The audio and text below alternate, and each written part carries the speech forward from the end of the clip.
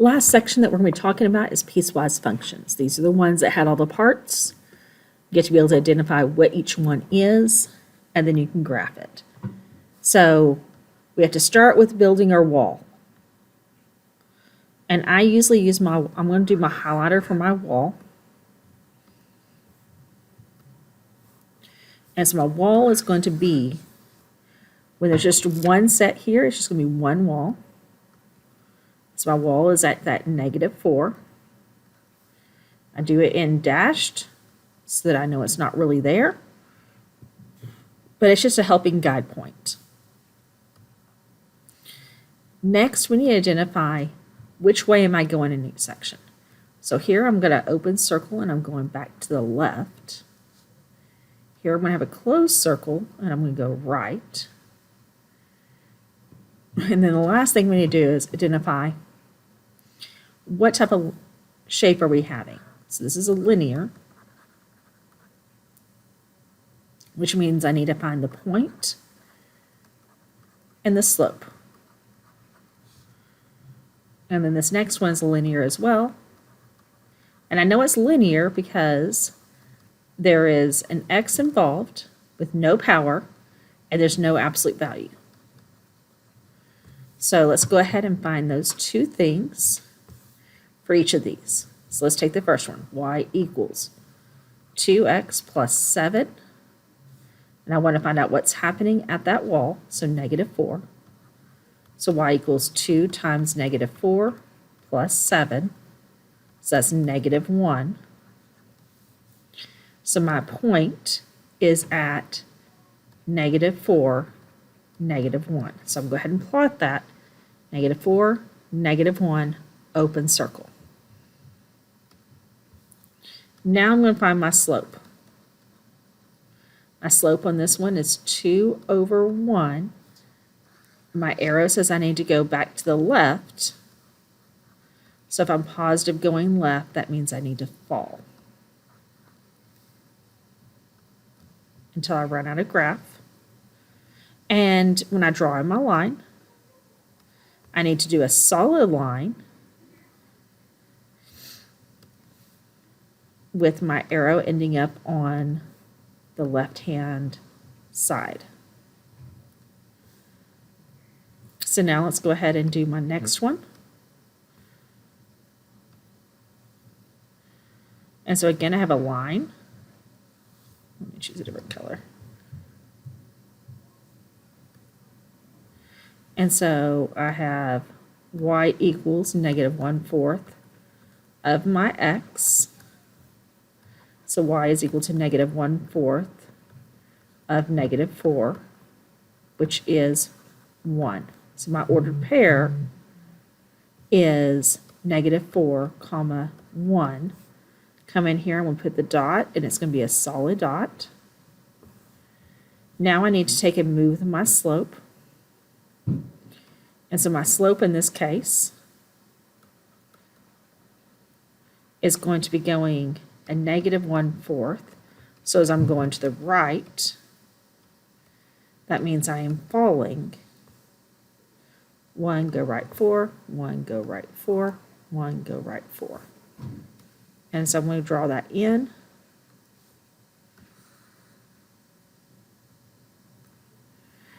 And that gives me my second graph.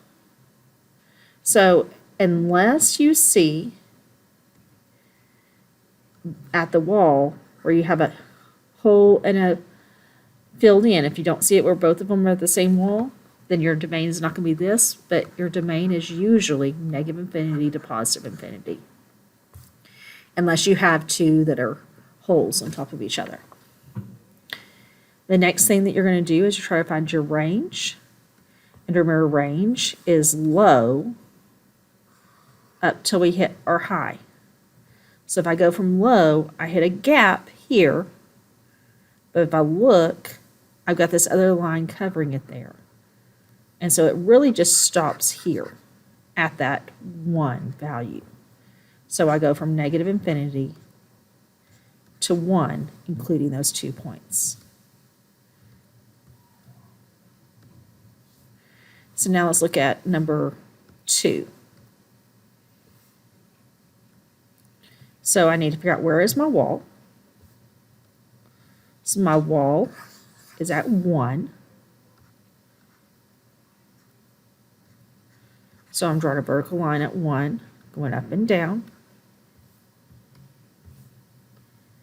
And when I'm going for the top one, it's going to be an open circle, and I'm going to the left. The bottom one's a closed circle as I'm going to the right. And so next thing I need to do is identify what type of lines I'm working with. The top one's an absolute value, which means I need to find the vertex and slope right and slope left. The bottom one has an x involved with it. There's no absolute value, so it's a linear, which means I need to find the point at 1 and my slope. Based upon this, I need to find my slope going to the right. And so let's go ahead and do each of those pieces. Let's start with our top one. Y is equal to the negative absolute value of x plus 2, and there's not anything outside, so I'm going to put a plus 0. So my vertex is negative 2, 0. So I'm coming over here to negative 2, and I'm at 0. That's my vertex. Now let's move with my slope. My slope going to the right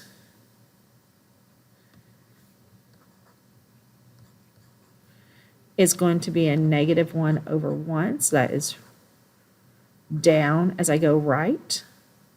Slope going left is a positive 1 over 1. So as I'm going left, I'm also going to go down. And so when I hit this wall is the first time I need to really worry about what the sign is. There's no one bar underneath it, so it's an open circle. Everything else is closed dots as I'm going through and graphing these. So let's get my absolute value graphed. So I'm going to the left, I have an arrow at the end. And then as I'm going to the right, I just have the line.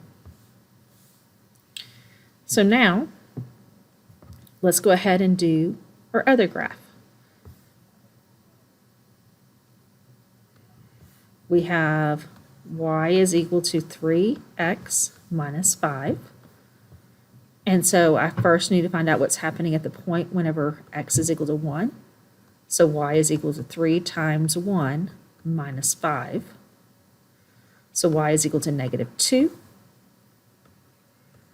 So at 1, I go to negative 2, and I'm going to put a closed dot.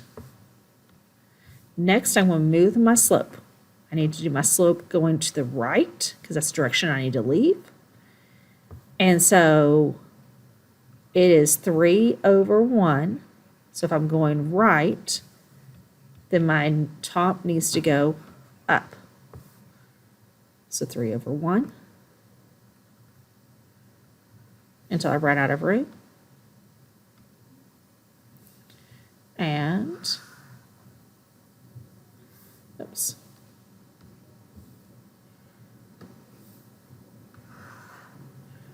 There's your graph. Now let's find our domain and range. Our domain is negative infinity to infinity because we have a open filled in with a closed. Range. My lowest value is down here with this arrow. I'm going up and I'm going to cover everything in the middle until I get to this top arrow. So negative infinity to positive infinity.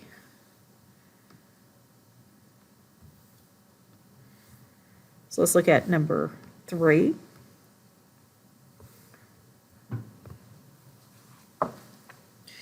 And so when I'm looking at number 3, I've got 3 different things this time. So I'm going to have, instead of just one wall, I'm going to have 3 walls, or 2 walls, 3 sections. So -6 is my first wall.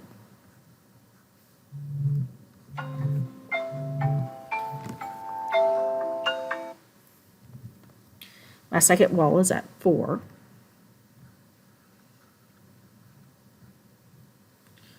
And so in this first section,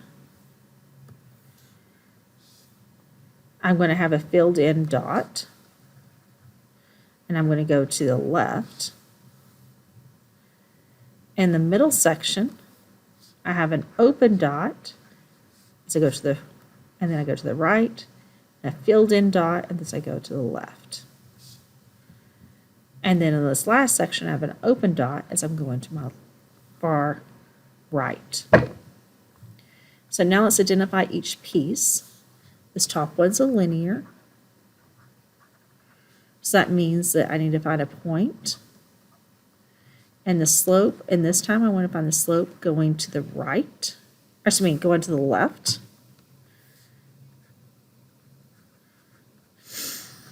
The slope as I go left is how I'm moving from there. I'm not having to change anything, no changes, but I need to find that. This middle one's my constant. So that means it's a horizontal line. And so I'll just go ahead and find my two ordered pairs at -6, 5 and at 4, 5. And so I'm going to go ahead and plot those. -6, 5 has an open circle, and 4, 5 is a closed circle. Draw my line in between.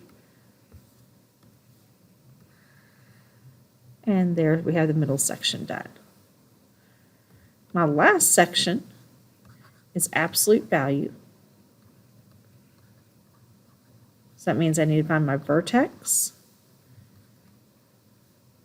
And then I need to take and find my slope right and slope left and graph those.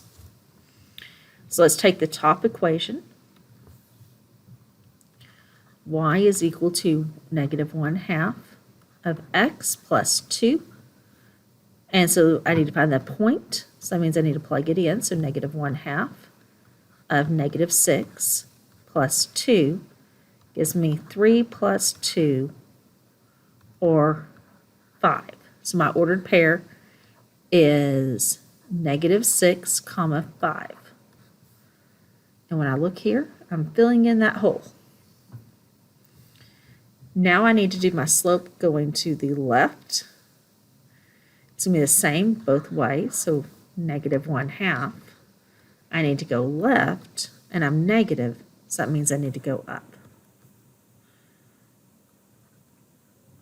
And then I'm going to draw in that line.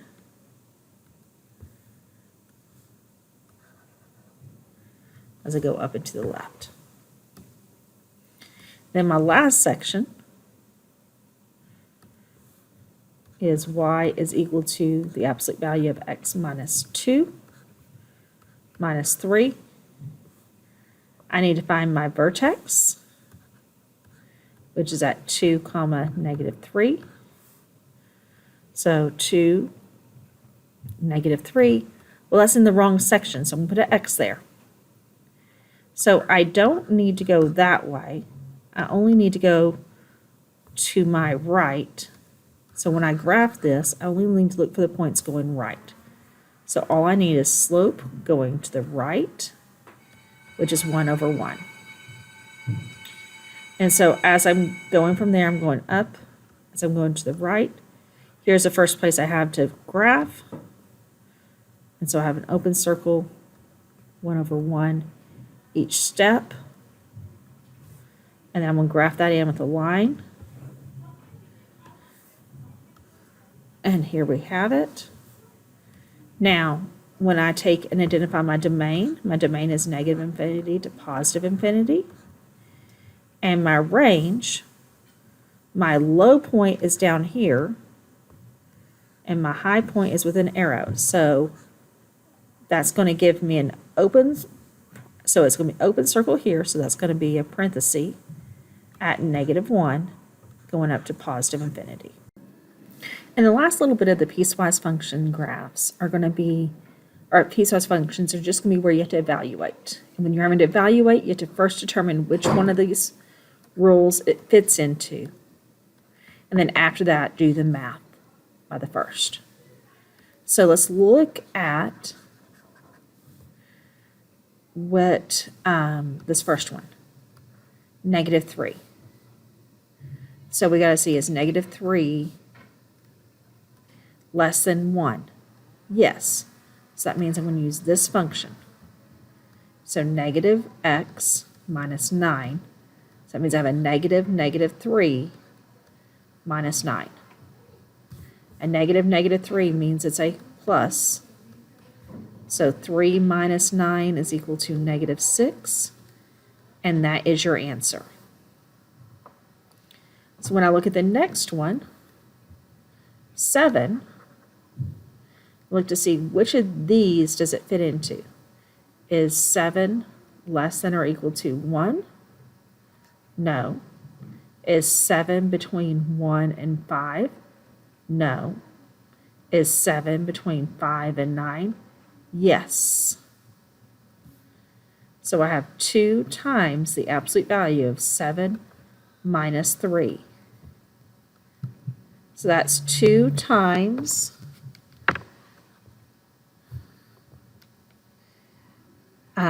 4, and we're going to take the absolute value of that, which is 2 times 4, and that's going to be 8. So the next one I'm going to be looking at is the last one, which is, or the number 2, which when I look and try to compare, which one does it fit into? So I'm looking at this 2. Is 2 less than or equal to 1? No. Is 2 between 1 and 5? Yes. So 2 squared minus 5, which is 4 minus 5, which is a -1. So that's my answer. So again, I'm going to take and test and see where does it fit, and then figure out which one it is. So for this last one, let's get another color. And when I try to figure out what's going on with it, 9. Is 9 less than or equal to 1? No.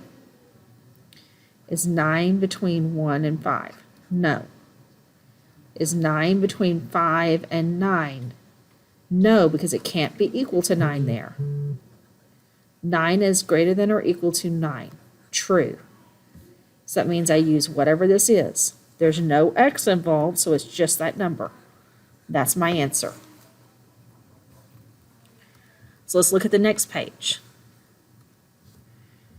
And we're going to do the same thing. I accidentally put number 13 is the same thing as what we just did, so I'm not going to do that problem for you again. But let's look at the other ones. 4. Is 4 less than or equal to 1? No. Is 4 between 1 and 5? Yes. So 4 squared minus 5. So that's 16 minus 5, which is 11. That's your answer. So let's go to the next one. -6. Is -6 less than or equal to 1? Yes. So we'll use that one. So a -6 minus 9. This becomes a positive, so 6 minus 9 is -3. That's the answer. Let's go to the next one. 5. And I'm going to go through again the process. Is 5 less than or equal to 1? No. Is 5 between 1 and 5? It's not equal to 5, so no. Is 5 between 9 and 5, but could be equal to 5? Yes. So 2 times the absolute value of 5 minus 3. So 2 times the absolute value of 2, which is 2 times 2, which is equal to 4. That's your answer. And the last one we have on this section is 1. We have to figure out which group it fits into. Is 1 less than or equal to 1? Yes. So I need to do a negative 1 minus 9. So a negative 1 minus 9 is equal to a negative 10. That's the answer.